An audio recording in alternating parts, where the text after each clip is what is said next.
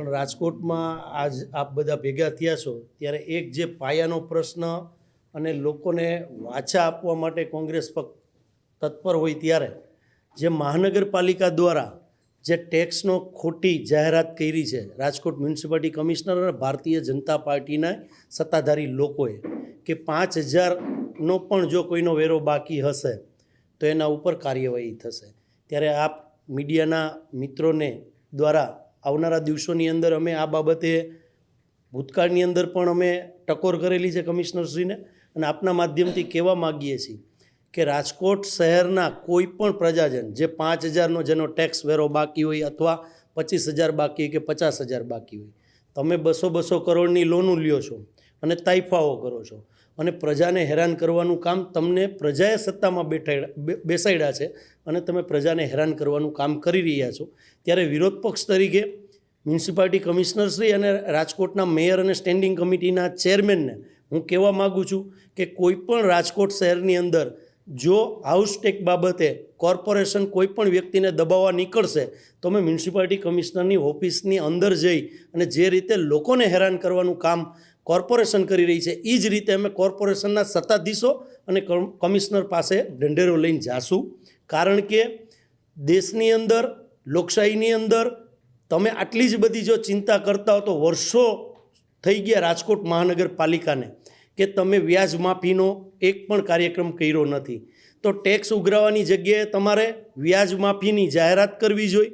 તો જે મધ્યમ વર્ગના લોકો છે જેમનો ટેક્સ બાકી છે એમને કંઈક રાહત મળે, અને 5,000 જેવી બાબતે જો મ્યુનિસિપાલિટી કમિશનર અને કોર્પોરેશન દબાવવા નીકળે તો એ પણ એક દુઃખનીય ઘટના છે. એના માટે અમે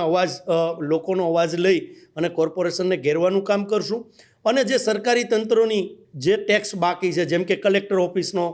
કરોડો રૂપિયાનો ટેક્સ બાકી છે, યુનિવર્સિટીનો કરોડો રૂપિયાનો ટેક્સ બાકી છે, સરકારી તંત્રના ટેક્સ ઉઘરાવવાની જગ્યાએ ભારતીય જનતા પાર્ટીના કાર્યાલયનો ટેક્સનું હજી નક્કી નથી, ત્યાં લોકો ઉપર જે તમે લાઠી વીંઝવા જઈ રહ્યા છો,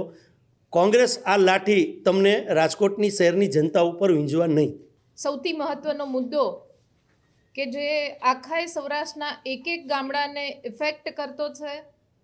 ગરીબ ખેડૂત છેવાડાનો માણસ એ પોતાની રોજગારી અને આજીવિકા માટે જ્યારે બધેથી પરાજિત થઈ જાય, બધેથી નિરાશ થઈ જાય, ત્યારે એની પાસે એકમાત્ર રસ્તો બચતો હતો અને એના માટે પોતાને વિકસિત થવા માટે, પોતાને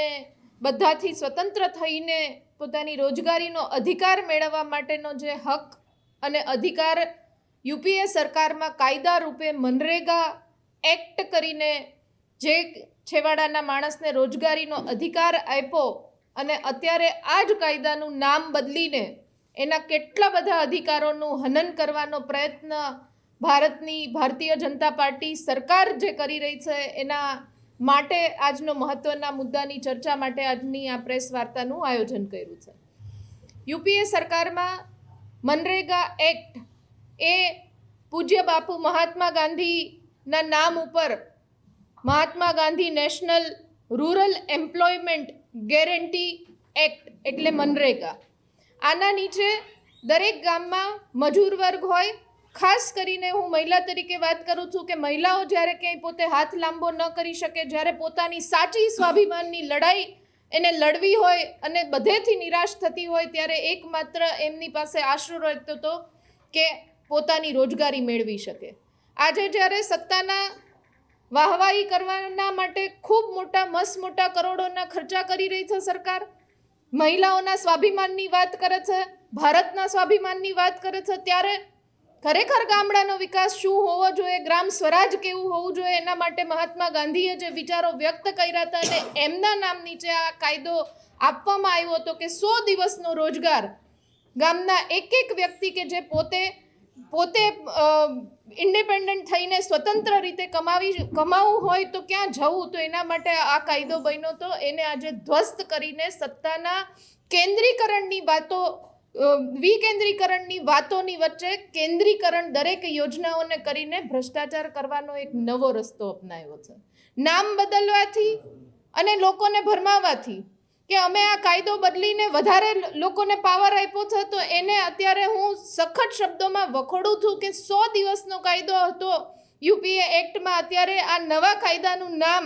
વીબી ગ્રામજી, એમાં રામ પણ આવે છે, વીબીજી રામજી,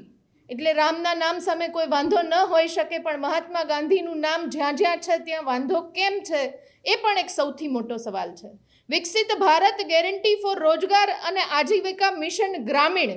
એટલે વીબીજી રામજી આ કાયદાનું નામ આપ્યું છે, અને એક જ પ્રચાર કરવામાં આવે છે કે આ કાયદામાં અમે 100 દિવસના બદલે 125 દિવસની રોજગારી આપવાનો વાદો કરીએ છીએ, વચન આપીએ છીએ. અહીંયા હું આને પણ વખોડવા માંગુ છું કે 125 દિવસ રોજગાર આપવાની વાતો કરે છે, પણ આ 125 દિવસની રોજગારી પછી આનું ચૂકવણું કરશે કોણ? તો એમાં થોડોક તફાવત આવે છે કે આજ સુધી જે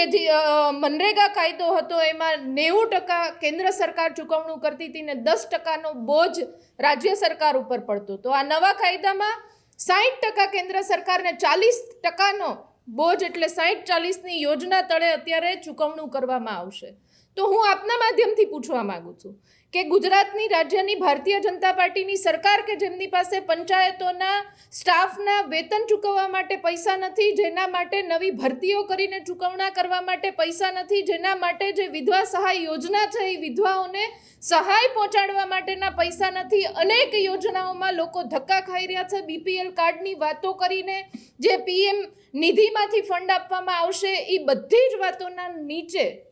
જ્યારે લોકો જાય છે ત્યારે એમ કહે છે કે કેન્દ્રમાં સરકારના ફંડમાં, સરકારની તિજોરીમાં પૈસા નથી, એટલે અમે અત્યારે હાલ ચૂકવણું કરી શકવા માટે સમર્થ નથી. તો આમાં જે 125 દિવસની વાત કરી છે, તો એમાં કેવી રીતના રાજ્યની સરકાર જ્યારે એમને પોતાના પાસે જ ફંડ નથી, ક્યાંય ચૂકવણી નથી કરી શકતા, કર્મચારીઓ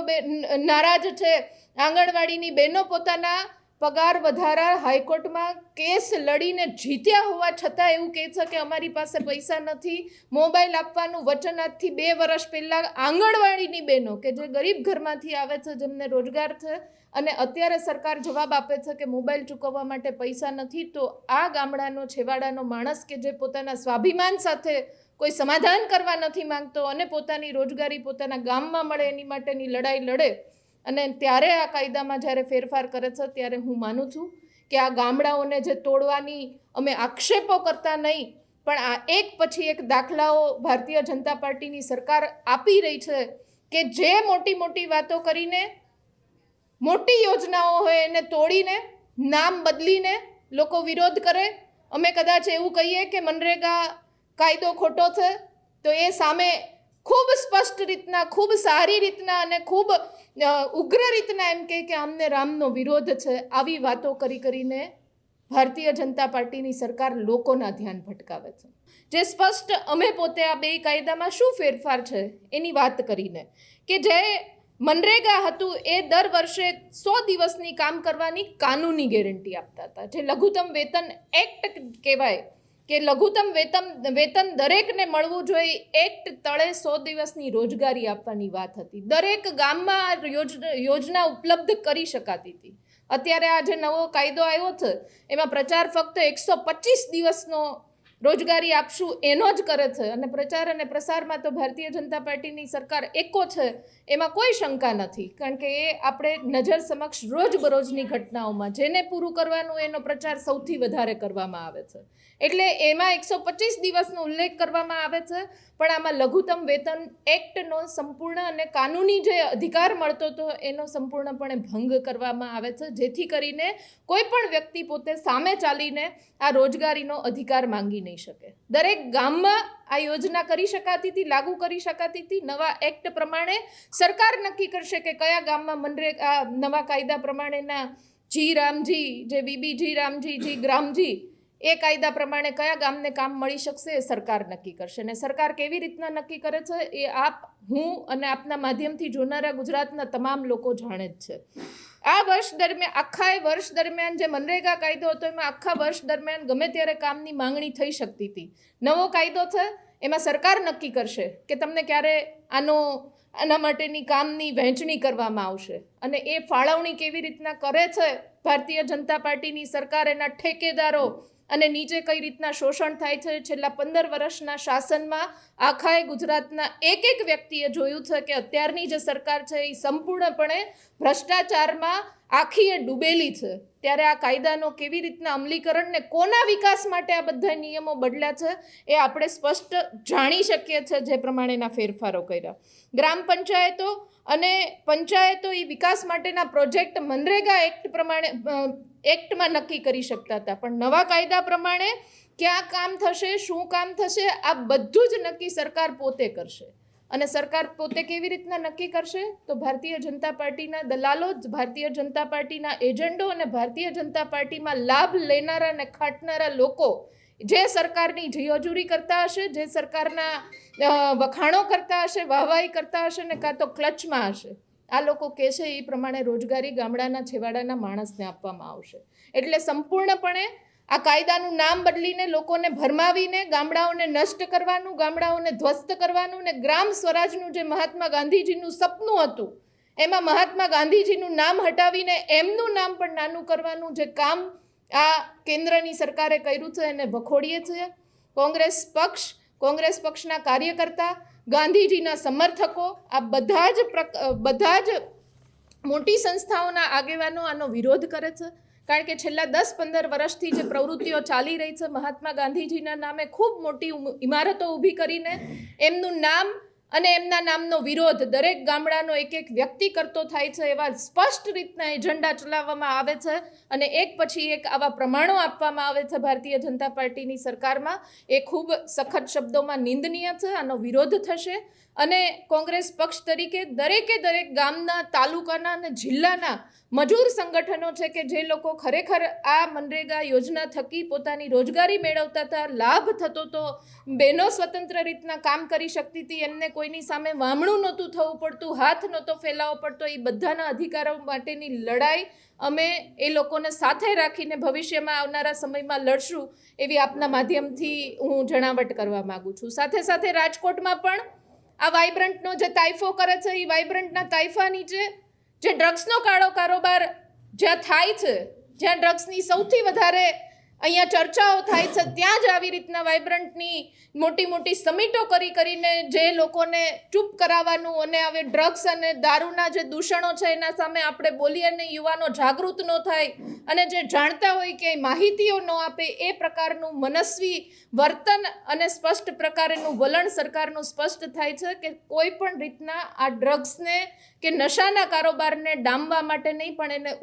પ્રોત્સાહન આપવા માટે અને પ્રોટેક્શન આપવા માટે કામ કરી રહી છે. એ આવા એક પછી એકના તાઇફાઓ પછી સ્પષ્ટ થાય છે. રાજકોટમાં શહેર કોંગ્રેસની ટીમને મજબૂત કરવા માટે મને વિશેષ જવાબદારી, મારી સાથે બીજા માનસિંહભાઈને પણ જોડવામાં જવાબદારી આપવામાં આવી છે. આજે આખા શહેરના સંગઠનની મિટિંગ પણ છે અને આવનારા સમયમાં રાજકોટ શહેરના કાર્યક્રમો અને લોકોને પડતી મુશ્કેલીઓની અને વેદનાઓને વાચા આપવા માટે અમે રસ્તાઓ ઉપર ઉતરીને કેવી રીતના આ બધા જ કૌભાંડો અને જે લોકોને પડતી મુશ્કેલીઓને દૂર કરી શકે એના કાર્યક્રમો આપતા રહીશું ને આપના માધ્યમથી જણાવતા રહીશું. આપ સૌનો ખૂબ હૃદયપૂર્વકનો ધન્યવાદ.